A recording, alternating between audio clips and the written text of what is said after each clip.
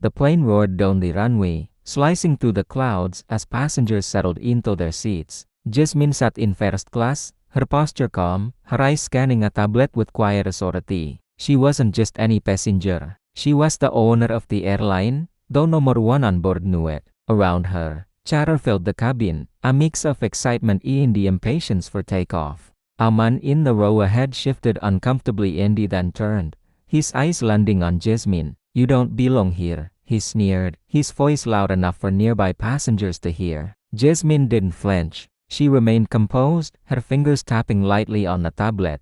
The man's sneer grew into a smirk, and he leaned forward. "Why are you sitting up here? Go back to coach," he spat, the words dripping with disdain. Without warning, he stood and leaned over, letting saliva fly in her direction. Gasps erupted from the nearby passengers, some clutching their phones in shock. Jasmine looked up, her eyes sharp and cold, unshaken by the disgusting act. "You've made the terrible mistake," she said softly, her voice calm but cutting. The man froze, confused by her serene demeanor. "I suggest you apologize," Jasmine continued, placing her tablet down. The flight attendants rushed over, murmuring and trying to manage the tension. Passengers whispered, some taking video, others staring in disbelief. The man's face turned red, his arrogance finally cracking under the weight of attention. Jasmine stood, her presence commanding the small space around her. "I'm Jasmine Carter, owner of this airline," she announced, her voice carrying clearly. A stunned silence fell across the cabin. The man's mouth opened, then closed, speechless.